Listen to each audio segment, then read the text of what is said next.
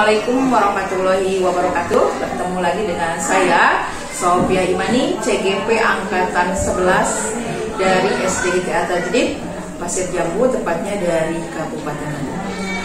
Pada kesempatan kali ini saya tidak sendiri, saya sudah bersama Ibu Wali kelas 3 ya, Ibu Vina Salma Roja. Apa kabarnya Bu? Alhamdulillah baik. Alhamdulillah baik. Alhamdulillah. Pada kesempatan kali ini saya akan melaksanakan praktek supervisi akademik, tapi pada sesi kali ini yaitu sesi pra supervisi. Oke Ibu, mohon maaf waktunya saya ganggu sebentar. Jadi pada kesempatan kali ini saya akan bertanya mengenai atau wawancara mengenai kegiatan Ibu nanti saat supervisi seperti itu. Jadi sekarang adalah pra observasi. Jadi ada beberapa pertanyaan yang akan saya ajukan ya. Pertama, tujuan pembelajaran yang hendak Ibu capai itu apa Bu tujuannya? Kalau untuk tujuan pembelajaran, pembelajaran saat ini itu melanjutkan dari pekan sebelumnya. Kalau pekan sebelumnya itu mengenai makna aturan. Kalau sekarang siswa itu mampu memahami mengenai hak dan kewajiban dalam aturan. Jadi ya dalam aturan itu ada hak, ada juga kewajiban yang harus dilakukan. Sepertinya kalau ini pelajaran Pancasila ya? Betul, pelajaran Pancasila. Ya, jadi hari ini tujuannya makna aturan dan hak kewajiban. Oke, baik. Itu saja tujuannya? Ya. Oke, selanjutnya Ibu.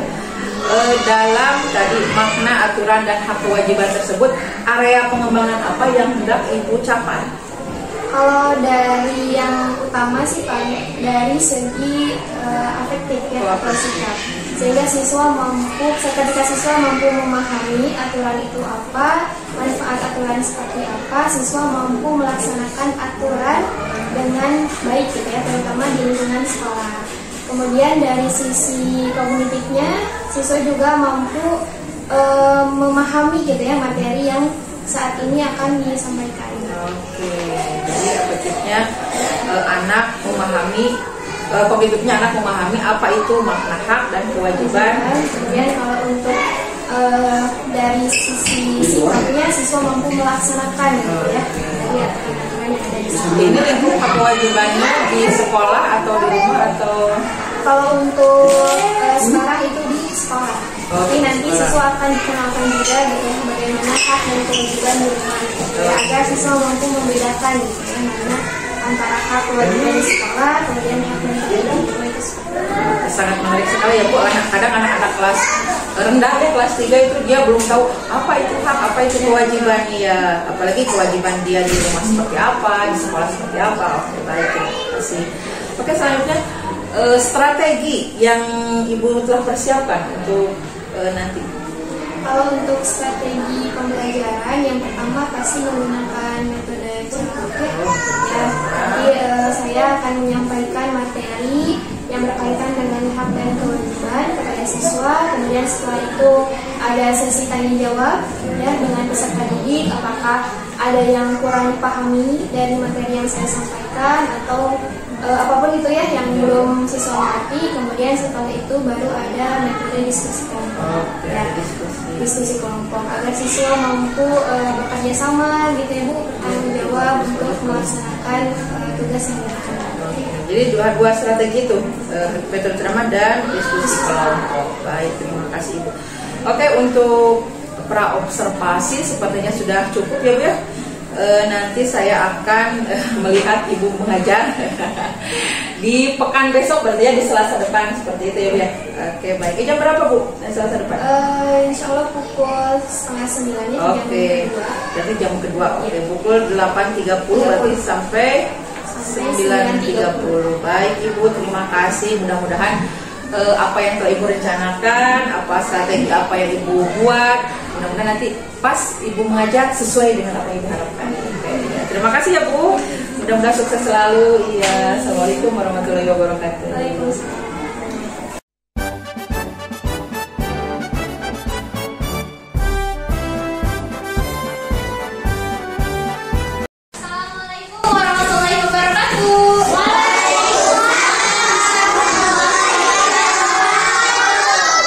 Bagaimana kabar hari ini? Alhamdulillah luar biasa.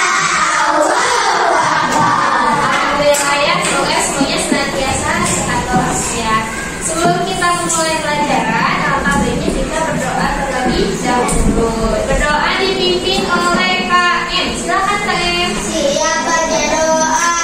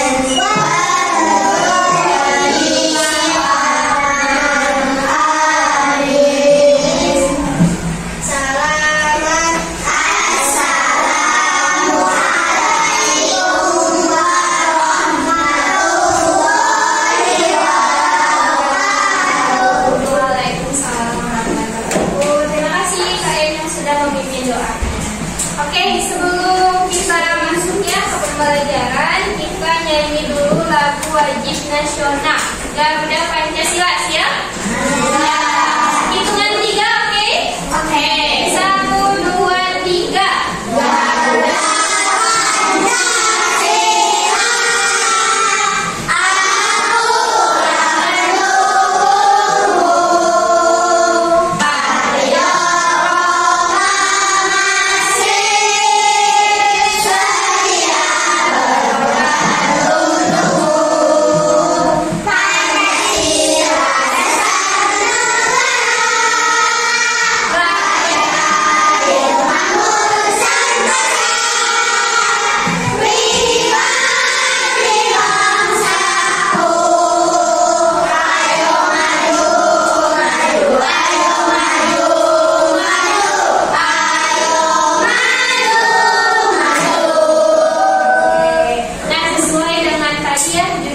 Garuda nasional tadi Garuda Pancasila. Sekarang kita juga mau belajar mata pelajaran Pancasila.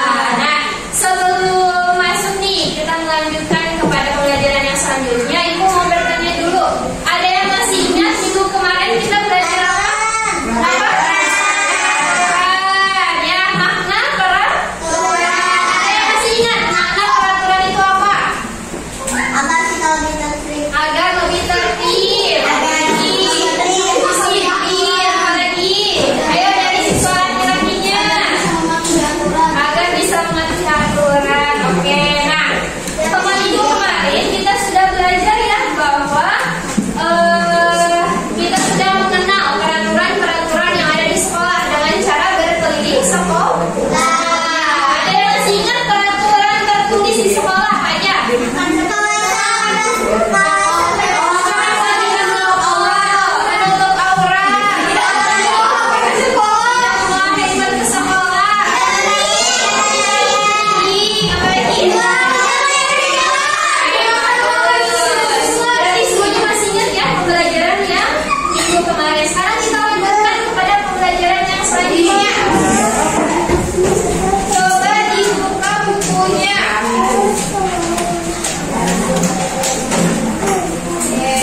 Dibuka bukunya halaman 42.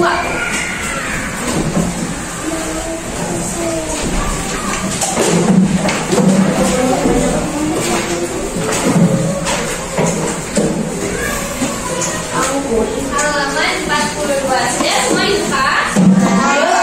Naufal belum dibuka. Kemudian sekalian belum dibuka bukunya. Bisa enggak ya? Halaman 42.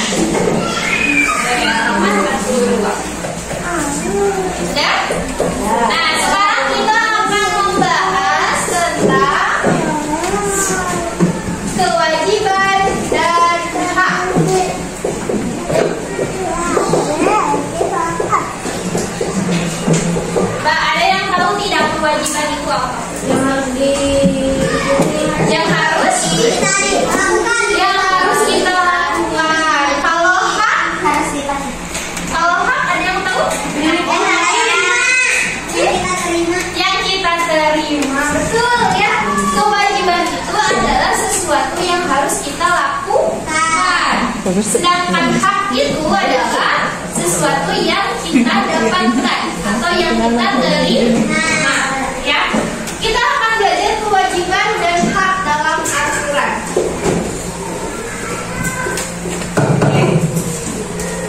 Biasanya, ya di dalam aturan itu suka banyak kata perintah, ya, atau banyak kata larangan, yang mana itu harus dipatuhi. Ya, itu biasanya kaitannya dengan kewajiban. Yang namanya kewajiban berarti harus dijalankan.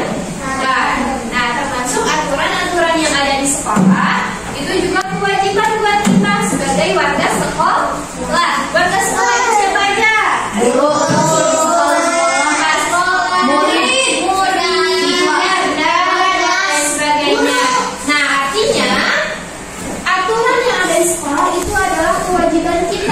Untuk dilakukan, untuk dijalankan, ya.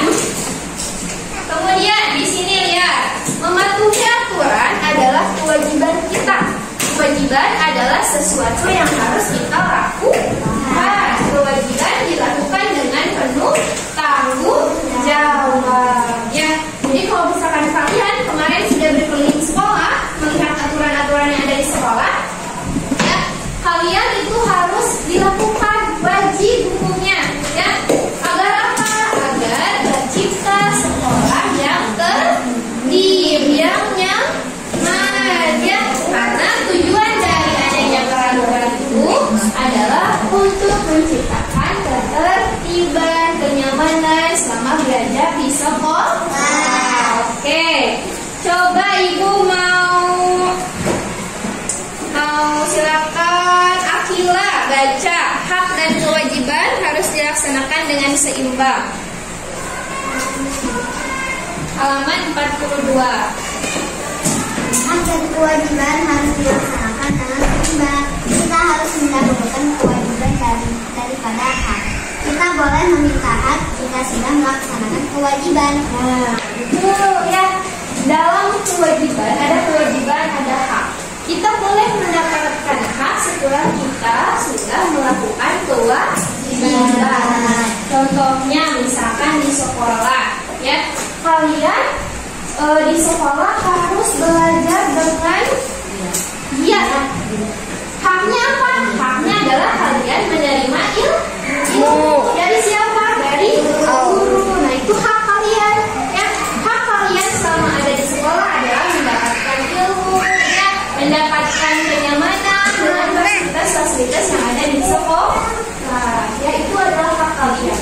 Tapi hak itu akan kalian dapatkan setelah kalian melaksanakan yang namanya kewajiban. Paham? Coba sekali lagi, kewajiban itu apa? Kewajiban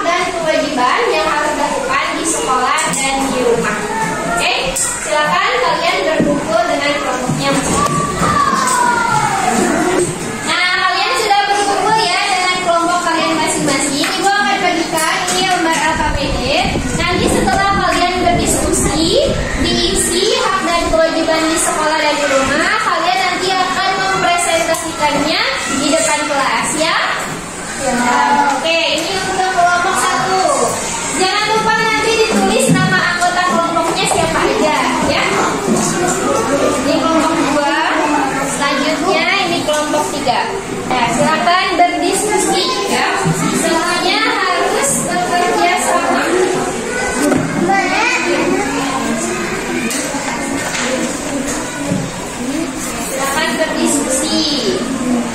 Kira-kira hak dan kewajiban sekolah itu apa aja? Kewajiban yang harus dilakukannya apa? Tapi sebelum itu dicatat dulu ya anggota kelompoknya.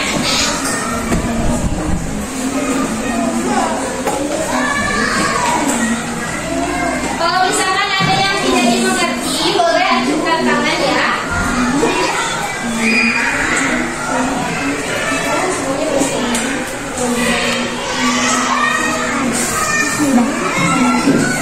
Kewajiban itu biasanya diawali dengan kata harus, ya harus melaksanakan ini. Kalau hak itu biasanya diawali dengan kata mendapatkan.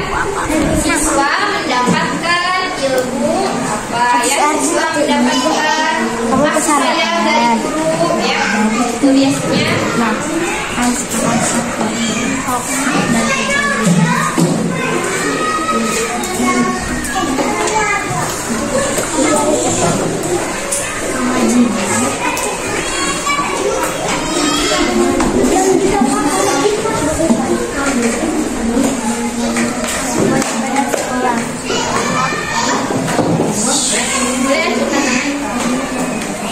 Bagaimana kelompok muda? Ada yang mau ditanyakan?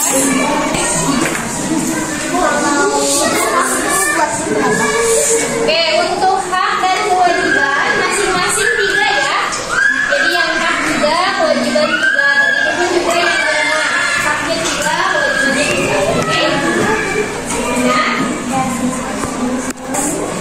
Buang sampah kepada tempatnya.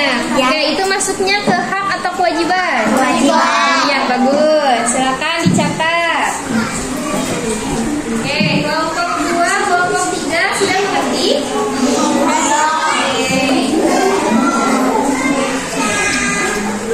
Ini kalau hak itu biasanya ada kata mendapatkan. Siswa mendapatkan ilmu dari guru. Ya, kalau kewajiban itu biasanya ada kata harus. Siswa harus belajar dengan giat. Nah, itu kewajiban. Tapi kalau yang mendapatkan, kalau hak itu biasanya ada kata mendapatkan. Siswa mendapatkan ilmu dari guru. Oke, Adelina, ada yang menanyakan?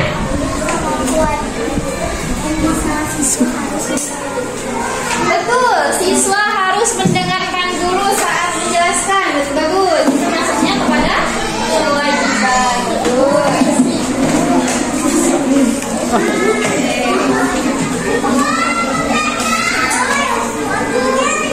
Tapi haknya itu adalah siswa mendapatkan lingkungan sekolah yang bersih. Bagus.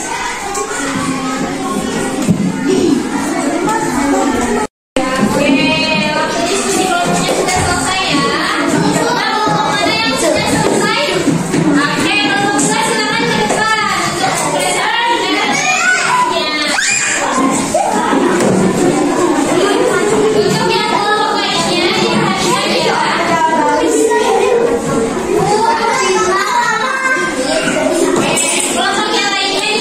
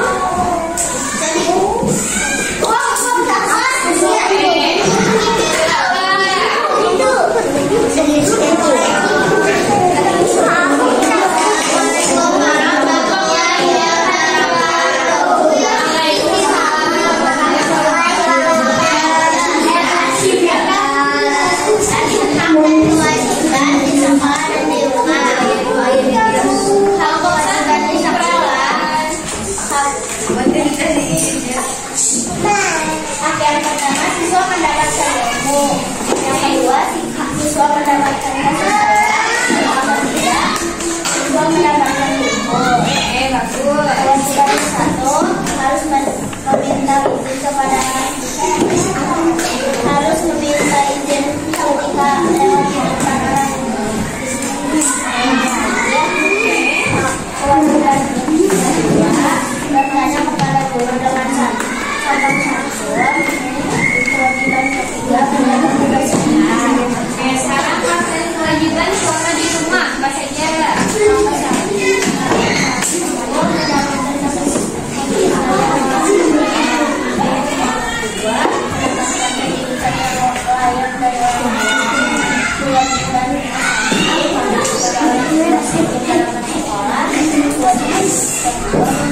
Semangat terus sama kelompok 3.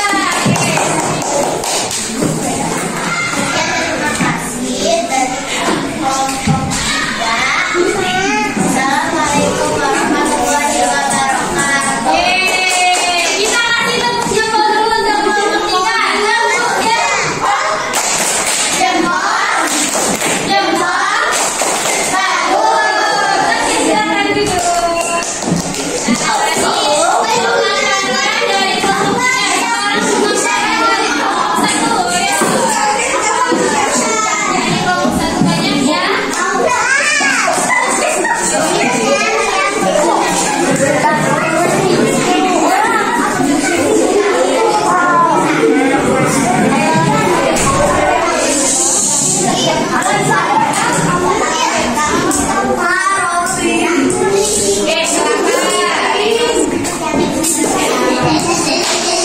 Kelompok yang lain perhatikan ya.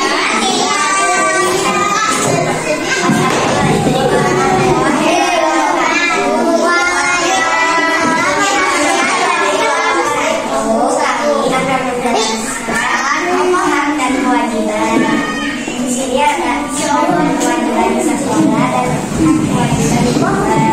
Yang pertama, hak kewajiban di sekolah.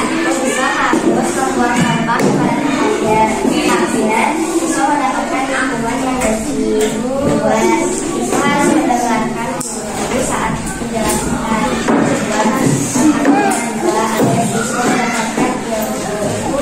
Yang ketiga, kewajiban harus mematuhi aturan. Yang ketiga, agar siswa mendapatkan penilaian. Hak dan kewajiban kewajiban satu, kita harus mengalah pada haknya, mendapatkan uang jajan. Kedua, kita harus membantu orang tua, haknya mendapatkan pahala. Yang ketiga, kita harus mentaati orang tua, haknya mendapatkan kasih sayang dari orang tua. Sekian dari kami. Assalamualaikum warahmatullahi wabarakatuh.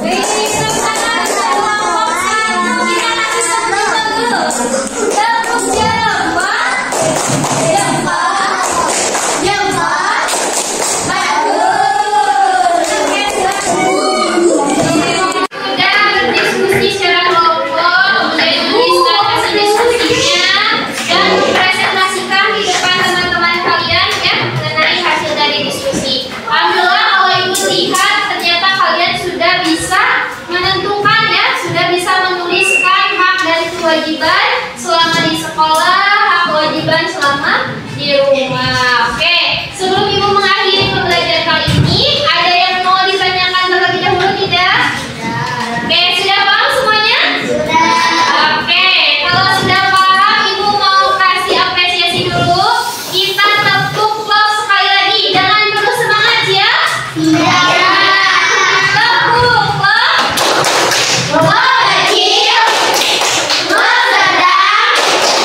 Lo besar, lo jumbo.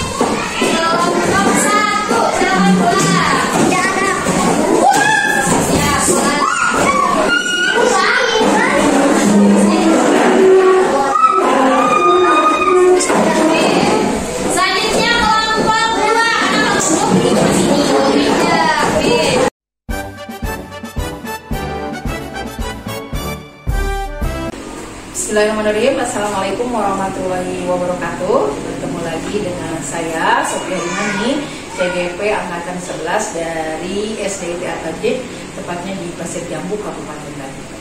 Pada kesempatan kali ini saya akan melakukan pasca observasi, dan di sini saya sudah berada dengan Ibu Vina Salma Fauzia. Apa kabar, Bu? Alhamdulillah. Alhamdulillah. Mohon maaf ya waktunya saya tunggu sebentar. Terima kasih sudah datang. Oke, baik Bu, kan sekarang ini pasca observasi ya. Jadi waktu kemarin kita telah observasi supervisi di kelas. Oke, sekarang saya akan menanya perasaan Ibu bagaimana waktu observasi kemarin? Perasaannya deg-degan ya Bu, karena seperti diawasi cara belajarnya gitu ya, mengajarnya. Tapi alhamdulillah gitu ya, dengan adanya supervisi ini bisa dikoreksi gitu ya Bu, baik buruknya gitu, yang kurang, yang lebihnya gitu. Jadi ini juga bisa menjadi pembelajaran juga bagi saya gitu, untuk menciptakan proses pembelajaran yang lebih baik gitu untuk siswa. Oke, deg-degan ya Kak. Oke, selanjutnya selama proses pembelajaran kemarin, menurut Ibu apa yang sudah baik yang Ibu rasakan?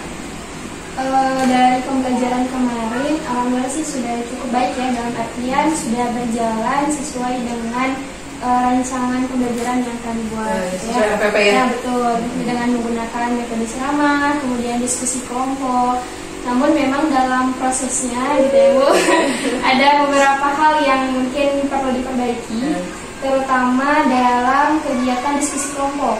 Nah, yang mana pada diskusi kelompok itu tidak semua siswa berkontribusi, tidak semua siswa aktif ya. Ada yang aktif gitu ya, nyari-nyari informasi di buku, ada yang diem aja gitu ya, ada yang ngobrol dan lain sebagainya. Nah, mungkin itu jadi bahan evaluasi untuk ke depannya. Betul Bu. Jadi kelebihannya sudah semua jadi sesuai dengan SPP, dan kekurangannya masih ada siswa yang belum aktif. Oke, jadi tujuan coaching kali ini kita akan membahas tentang kira-kira apa yang akan Ibu laksanakan nanti supaya semua siswa itu aktif gitu ya, seperti itu. Jadi tujuan kenapa tidak semua siswa aktif dalam diskusi tersebut? Kalau dilihat dari segi kemampuan siswa itu kan berbeda-beda ya Bu ya. Ada yang belajarnya itu dengan cara audio gitu ya, ada yang visual, ada audio dan visual. Jadi berbeda-beda gitu. Kadang ada yang siswa punya kepribadian pendiam. Nah, dia kan akan sulit untuk bersosialisasi gitu ya, berkomunikasi dengan temannya. Salah satunya mungkin itu. Kedua, mungkin juga bisa kurangnya pengawasan ya, atau pengecekan dari saya pribadi gitu. Sehingga ya ada siswa yang main-main gitu ya, ketika saya mengecek ke kelompok ini mungkin main gitu dan lain sebagainya. Mungkin yang ketiga penyebabnya juga bisa karena pada waktu saya melakukan diskusi kelompok itu tidak menentukan batas waktu. Nah, jadi siswa agak santai-santai gitu ya.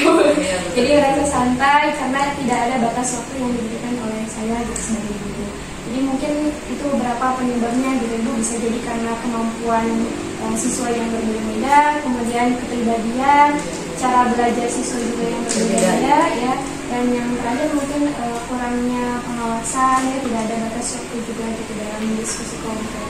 Oke, itu ya masalahnya. Sekarang kira-kira Ibu punya solusi nggak untuk supaya ke depannya ketika ada diskusi kelompok seperti itu bisa semua siswa aktif? Kira-kira Ibu punya tips dan trik apa? Kalau untuk ini ya Bu, diskusi kelompok supaya semua siswa aktif. Mungkin saya perlu mengobservasi terlebih dahulu gitu, kemampuan siswa seperti apa, karena kan ada yang unggul, ada yang kurang gitu. Nah, nanti mungkin dalam pembagian kelompoknya bisa dicampur gitu ya Bu, biar yang kurang itu bisa dibimbing, dibantu oleh yang lebih unggul gitu. Mungkin itu salah satunya. Kemudian saya juga bisa memberikan tadi batas waktu ya, pengawasan ya, betul.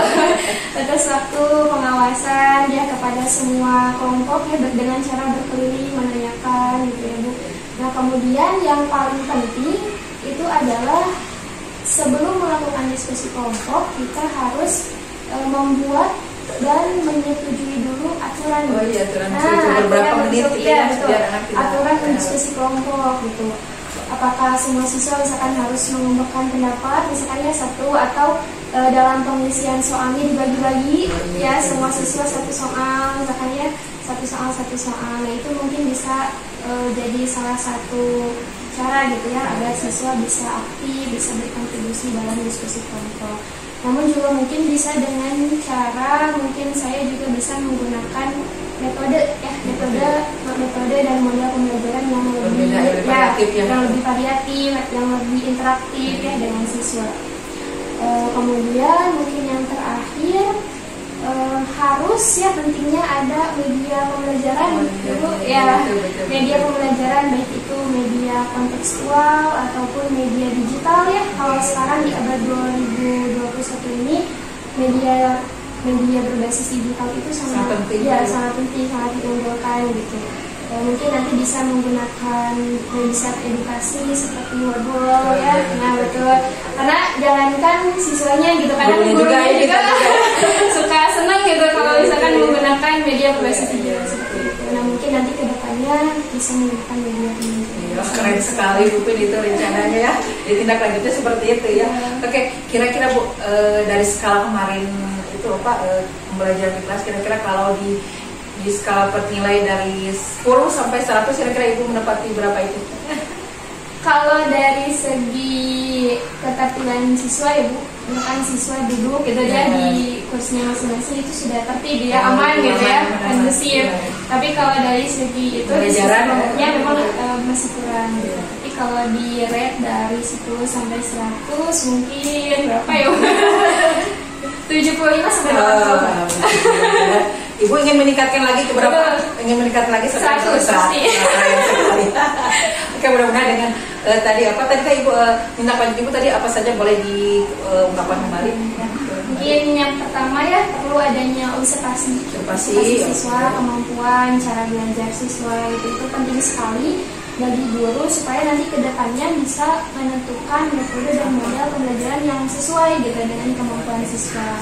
Kemudian yang kedua tadi perlu adanya kesepakatan aturan, ya betul, aturan dalam diskusi kelompok, baik itu dari segi waktu, kemudian dari segi penyampaian pendapat, pengisian soal, gitu ya, dan lain sebagainya. Itu penting sekali gitu agar siswa bisa melaksanakan diskusi kelompok ini sesuai aturan, gitu ya, sesuai dengan yang sudah disepakati. Gitu. Kemudian yang ketiga mungkin perlu adanya metode dan model pembelajaran yang lebih variatif, yang lebih interaktif dan berpusat kepada peserta didik. Nah, yang keempat mungkin terakhir harus menggunakan atau menyediakan media pembelajaran, baik itu media dari kontekstual gitu Ibu ataupun media berbasis digital. Oke, baik. Keren. Empat ya, ada 4 ya. Ada 4 rencana tindak lanjut Ibu. Kira-kira Bu dari keempat itu kapan Ibu akan memulainya? Harus secepatnya sih ya, harus dirancang gitu ya dari sekarang, dari mulai mengerjakan RPP gitu dirancang dari metodenya, modelnya, kemudian medianya juga harus disiapkan gitu, karena kadang memang kalau media berbasis digital itu agak ribet ya sebetulnya ya, harus menyediakannya, harus menyediakan infokus atau yang laptop dan lain sebagainya, belum lagi kalau jaringannya kurang baik gitu ya Bu, kurang stabil. Nah itu mungkin harus lebih dipersiapkan lagi. Terima kasih, wah keren sekali nih. Ibu tadi sudah mengungkapkan tujuan dari Ibu tadi untuk supaya siswa lebih aktif lagi. Ternyata Ibu sudah punya 4 ya, punya 4 tujuan lanjutnya seperti itu. Ya, mudah-mudahan nanti berjalannya lancar, dan setelah ini saya juga akan kita akan ngobrol lagi bagaimana tujuan tadi Ibu. Apa kalau sudah direncanakan nanti apakah semua siswa bisa lebih aktif dan sampai nilai dari 100 gitu. Oke, baik Bu Vina, terima kasih atas waktunya. Mudah-mudahan apa yang telah Ibu rencanakan sesuai dengan yang diharapkan dan sukses selalu ya Bu. Oke, kelas berapa Ibu teh? Kelas 3. Oh iya, kelas 3. Memang kelas 3 itu cukup sulit ya untuk pasti kelas bawah ya. Beda lagi kalau untuk kelas atas mungkin sudah agak dewasa ya, sudah bisa duduk rapi ya. Oke, Ibu Vina, terima kasih atas waktunya. Sehat-sehat ya Bu ya. Assalamualaikum.